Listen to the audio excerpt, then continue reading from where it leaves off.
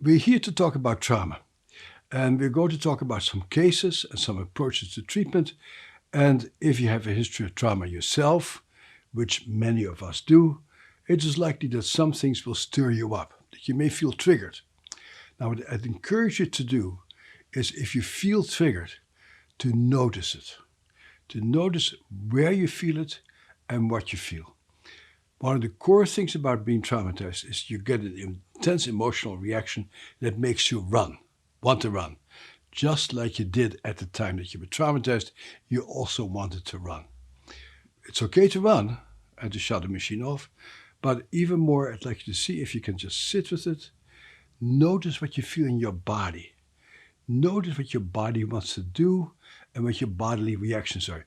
You may even want to stop the tape for a while and to just check in with yourself, because trauma is located in your physical reactions.